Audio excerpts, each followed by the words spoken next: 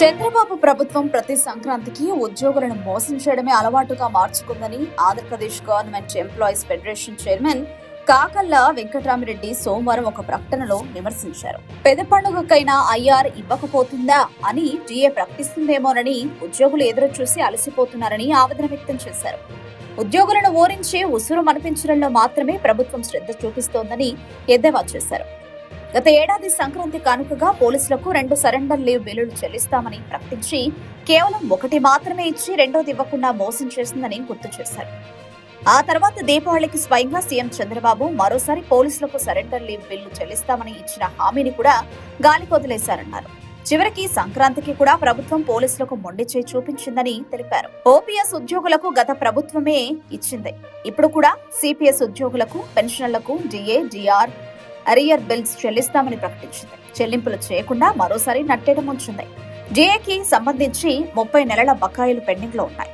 వీటిని 3 విడతల్లో ఓపీఎస్ ఉద్యోగులకు జీపీఎఫ్ అకౌంట్లలోకి జమ చేసి సిపిఎస్ ఉద్యోగులు, పెన్షనర్లకు నగదు రూపంలో చెల్లిస్తామని ప్రభుత్వం హామీ ఇచ్చింది.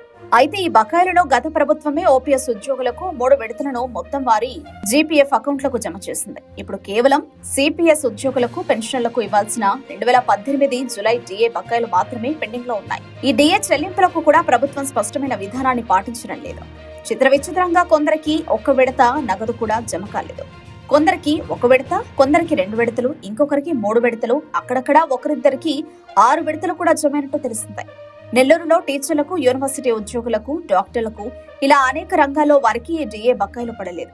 వాస్తవాలు ఇలా ఉంటే ఈనాడు, ఆంధ్రజ్యోతి వంటి కొన్ని పత్రికలు ఉద్యోగులకు ఒక్కొక్కరికి 70,000 నుంచి 80,000 జమైనట్టు ఉద్యోగులు సంబరాలు చేసుకుంటున్నారని ప్రజలను తప్పుదోవ పట్టించే వార్తలు రాయడం సిగ్గుచేటు. ఉద్యోగులకు 34,000 కోట్ల బకాయిలు ఉంటే అందులో కేవలం 1,100 కోట్లు చెల్లిస్తామనగానే ఉద్యోగులు ఎగిరి గంతేసి సంబరాలు చేసుకుంటున్నారా?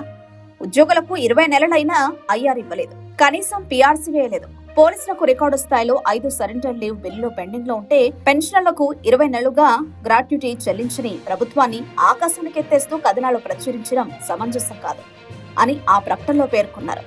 ఇప్పటికైనా ప్రభుత్వం పెన్షనర్లు, సిపిఎస్ ఉద్యోగులకు 2018 జులై, 2019 జనవరి డిఏల బకాయిలను వెంటనే చెల్లించాలని ఆయన కోరారు.